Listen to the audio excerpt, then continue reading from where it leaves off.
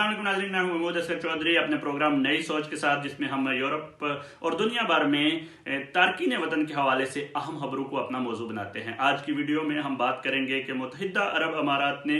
पिछले साल golden visa scheme का ऐलान किया था और अब ये ऐलान किया है कि वो गैर मुल्कियों को यूएई की नेशनैलिटी देने वाले हैं। ये नेशनैलिटी किन लोगों को मिलेगी और इसकी तफसील क्या है, उस पर हम बात करेंगे। इसके अलावा हम बात करेंगे कि अक़वाम मुत्तहिदा ने 2013 में डूबने वाली एक कश्ती में जो गैर मुल्की फौत हो गए थे, उसका रिपोर्ट जारी की है कि इसमें इतालवी गवर्नमेंट, इटली की गवर्नमेंट का कसूर था कि वो उनकी मदद को नहीं पहुंच सके। ये खबर क्या थी और इससे ओवरसीज को फ्यूचर में क्या फ़ायदा होगा, उस पर हम बात करेंगे। हम बात करेंगे कि जर्मनी में एक अदालत ने एक 47 साला नाजी शहरी को, नियो नाजी शहरी को उम्र कैद की सज़ा सुनाई है, क्योंकि उन्होंने एक सियासतदान को कत्ल कर दिया था सिर्फ इस बिना पर कि वो ओवरसीज के हक में थे और वो अपने मुल्क में गैर मुल्कियों को वेलकम कर रहे थे। पाकिस्तान से खबर आई है कि सिविल एविएशन अथॉरिटी ने जो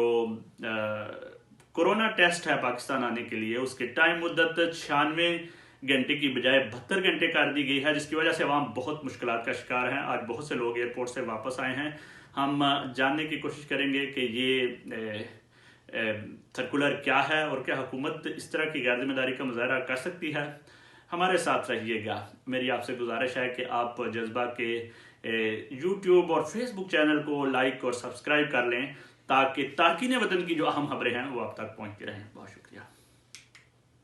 मुत्तहिदा अरब अमारात की जानिब से ये ऐलान किया गया है कि वो अपनी इमिग्रेशन पॉलिसी तब्दील कर रहे हैं और गैर मुल्कियों को नेशनैलिटी देने वाले हैं। ऐसे कवानीन बना लिए गए हैं जिसके तहत जो गैर मुल्की यूएई में मौजूद हैं, जो सरमायाकार हैं, जो दौलतमंद हैं या जो प्रोफेशनल हैं, डॉक्टर्स हैं या किसी प्रोफेशनल स्किल्ड वर्कर हैं, उनको यूएई की नेशनैलिटी दी जाएगी। ये 30 जनवरी को उनके शेख मोहम्मद बिन राशिद अल मखतूम ने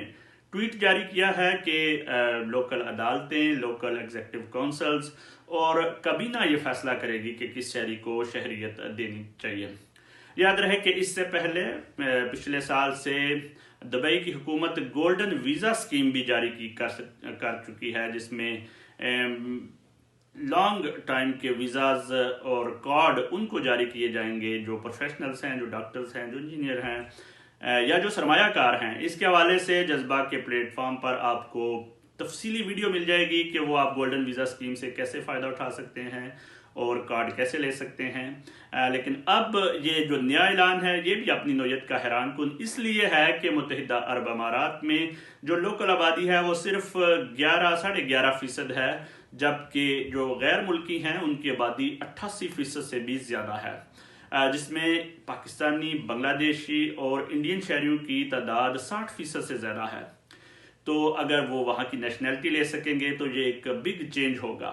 लेकिन अभी तक इस कानून में ये बात वाज़ेह नहीं है कि नेशनैलिटी होल्डर भी क्या उसी तरह वहाँ के बेनिफिट सिस्टम और सोशल सिस्टम से फ़ायदा उठा सकेंगे या नहीं। इस हवाले से हम तफसील आपको बताते रहेंगे। जर्मनी की एक अदालत ने एक न्यू नाजी शख्स स्टेफन एर्नेस्ट को उम्र कैद की सज़ा सुनाई है। स्टेफन एर्नेस्ट पर इल्ज़ाम था कि उन्होंने जर्मन सियासतदान वाल्टर लुबेक को कत्ल कर दिया था सिर्फ इस बना पर कि ये जो जर्मन सियासतदान हैं ये ओवरसीज के हक में थे, गैर मुल्कियों के हक में थे, पनागज़ीनों के हक में थे और एंजेला मेर्केल की जानिब से डोर ओपन करने यानी दरवाज़ा खुला करने के लिए और ओवरसीज को अपने मुल्क में वेलकम करने के हवाले से ये पेश थे और उनकी इस कैंपेन के हक में थे। इन वाल्टर लुबेक को पिछले 2015 से मौत की धमकियां मिलना शुरू हो गई थी और इनको कहा जा रहा था कि आप अपने नज़रियात को तब्दील करें, क्योंकि जो जर्मनी है वहाँ पे गैर मुल्कियों को वेलकम नहीं किया जा सकता। لیکن اس کے باوجود یہ اپنے ارادوں سے باز نہ آئے تو جون 2019 میں ان کو جب یہ اپنے گھر کے ٹیرس میں کھڑے تھے تو فائر مار کے قتل کر دیا گیا، اور اس کا الزام اس اسٹیفن ارنسٹ پر لگا۔ اسٹیفن ارنسٹ پر ایک اور عراقی باشندے احمد کے قتل کا بھی الزام لگا تھا۔ احمد عراق سے آئے ہوئے تھے اور انہوں نے سیاسی پناہ لی ہوئی تھی، لیکن اس کیس میں ان کو عمر قید کی سزا سنائی گئی ہے، جو کہ جرمنی میں کم از کم 22 سال یہ باہر کی فضا نہیں دیکھ سکیں گے۔ دوسری جانب یہ ایک اشارہ ہے کہ جرمنی میں نئے سرے سے نازیزم اور ریسزم اور ایکسینوفوبیا جو ہے، غیر ملکیوں سے نفرت کرنے کا جو نظریہ ہے وہ دوبارہ جنم لے رہا ہے۔ والٹر کو کھلے عام دھمکیاں مل رہی تھی، لیکن جرمن پولیس نے اس کو اتنا سیریس نہیں لیا اور بدقسمتی سے یہ قتل ہو گیا۔ بہرحال اس سزا سے یہ امید کی جاتی ہے کہ جو ریسزم پھیلانے والے نئے نازی ہیں ان کو ایک بڑا واضح پیغام جائے گا۔ دوسری جانب ایک پیغام یہ بھی ہے کہ اگر کوئی مسلمان شہری کسی ریاست میں دہشت گردی کرتا ہے تو اس کو تو میڈیا بہت بڑی کوریج دیتا ہے، لیکن اگر کوئی وائٹ شہری اگر اپنے ملک کے اندر دہشت گردی کرتا ہے تو اس کو اتنی زیادہ اہمیت کیوں نہیں ملتی۔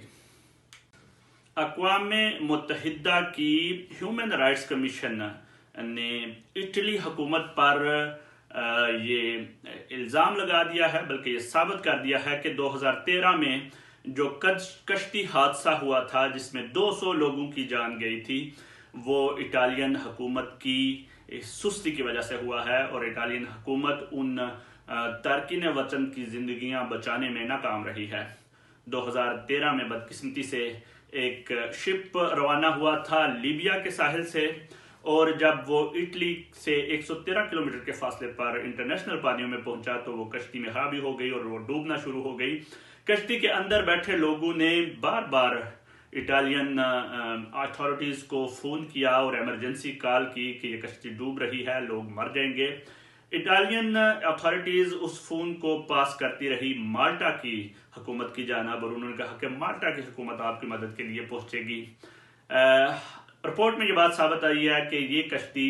اٹلی سے صرف 118 کلومیٹر کے فاصلے پر تھی، جبکہ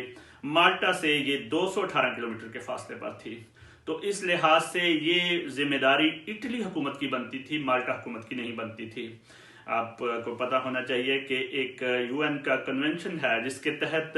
سمندر میں جو انٹرنیشنل پانیوں میں لوگ ڈوبتے ہیں، وہاں کی جو نزدیک ترین حکومتیں ہیں ان کا یہ قانونی فرض ہے کہ وہ ان کی مدد کو پہنچے اور ان کی جان بچائیں۔ یو این کے جو کمیشن ہے اس نے یہ ثابت کیا ہے کہ اٹلی حکومت نے سستی کی اور ان کو بچانے کی کوشش نہیں کی، جس کے سلسلے میں 200 لوگ موت کا شکار ہوئے اور اس میں 60 بچے بھی شامل تھے۔ بدقسمتی سے یہ بہت ہی برا حادثہ تھا۔ بہت زیادہ تعداد سیرین شہریوں کی تھی اور ان میں سے کچھ لوگوں کو بچایا گیا، تو جب اس میں 2 نوجوانوں نے جن کے فیملی ممبر اس حادثے میں ہلاک ہو گئے تھے، انہوں نے اٹالین کورٹس کا دروازہ کھٹکھٹایا اور U N human rights commission میں اس کیس کو لے کر گئے، جس کے بعد اب یہ رپورٹ آئی ہے۔ 7 سال بعد یہ رپورٹ آئی ہے، بہت ٹائم لگ گیا ہے، لیکن دوسری جانب ایک امید بھی ہے کہ اگر اس طرح یو این کا ہیومن رائٹس کمیشن رپورٹس لے گا اور حکومتوں کو ملزم ٹھہرائے گا، چاہے 7 سال بعد ہی ٹھہرائے، تو اس سے ایک امید پیدا ہوئی ہے کہ نیکسٹ ٹائم یہ جو سمندروں کے قریب بارڈرز فورسز ہیں وہ اس سلسلے میں اپنی کارروائی کیا کریں گی۔ حالانکہ کارروائی اس وقت بھی ہوئی تھی، مالٹا کی آرمی جو نیوی ہے وہاں پہنچ گئی تھی، اور بعد میں اٹالین نیوی بھی وہاں پہ پہنچ گئی تھی، کچھ لوگوں کو بچایا بھی گیا تھا، لیکن اس کے باوجود اگر یہ 2 گھنٹے لیٹ نہ پہنچتے تو شاید ان قیمتی جانوں کو بچایا جا سکتا تھا، جس میں 60 بچے بھی تھے۔ بہرحال ہم امید کرتے ہیں کہ فیوچر میں جو اوورسیز ہیں، جو تارکین وطن ہیں، ان کی زندگیاں اتنی ارزاں نہ ہو کہ وہ سمندر کی نظر ہو جائیں۔ پاکستان کی سول ایویشن اتھارٹی نے ایک نیا سرکولر جاری کر دیا ہے تمام فلائٹس کو، جس کے تحت یہ اعلان کیا گیا ہے کہ جو کورونا کا PCR ٹیسٹ ہے وہ 96 گھنٹے کی بجائے 72 گھنٹے پہلے ہونا چاہیے، وہی قابل قبول ہوگا اور وہی مسافر پاکستان جا سکیں گے۔ ایک جانب تو یہ قانون ایک لحاظ سے سخت ہے کیونکہ یورپین ممالک میں پرائیویٹ لیبارٹریز کا کام بہت کم ہوتا ہے، موسٹلی لوگ سرکاری لیبارٹریز سے ہی رزلٹ لیتے ہیں، اور سرکاری لیبارٹریز میں بھی بہت زیادہ ٹائم لگ جاتا ہے اپوائنٹمنٹ وغیرہ لینے کے لیے۔ تو حکومت کو میرے خیال میں ان اقدامات پر بھی غور کرنا چاہیے، اور دوسری جانب جو حکومت ہر دفعہ ایک بہت بڑی زیادتی کرتی ہے اوورسیز پاکستانیوں کے ساتھ کہ جو ہی سرکولر جاری ہوتا ہے اس کو فوراً لاگو کر دیا جاتا ہے، حالانکہ اس طرح نہیں ہونا چاہیے۔ جیسے کہ یہ 29 جنوری کو سرکولر جاری ہوا ہے اور 1 فروری سے یہ لاگو بھی ہو گیا ہے، جس کے نتیجے میں بہت سے لوگ ایئرپورٹ سے واپس آئے ہیں، ان کے پاس ٹکٹیں بھی تھی، وہ جانے والے تھے، لیکن کچھ فلائٹس نے کہا کہ نہیں جی آج 31 جنوری ہو گئی ہے تو آپ واپس چلے جائیں۔ میری حکومت سے یہ پرزور اپیل ہے، اور جو ادارے اس قسم کی پالیسی بناتے ہیں ان کو یہ ذہن میں رکھنا چاہیے کہ اس طرح کوئی بھی سرکولر جاری کرنا اور اس کے لیے صرف 2 دن کا ٹائم دینا بہت بڑی زیادتی ہے، لوگوں کا بہت بڑا نقصان ہو سکتا ہے۔ دوسری جانب 72 گھنٹے والی پالیسی کو بھی نئے سرے سے دیکھنا پڑے گا، کیونکہ بہت سے ممالک میں جیسے کہ میں نے کہا کہ پرائیویٹ لیبارٹریز نہیں ہیں۔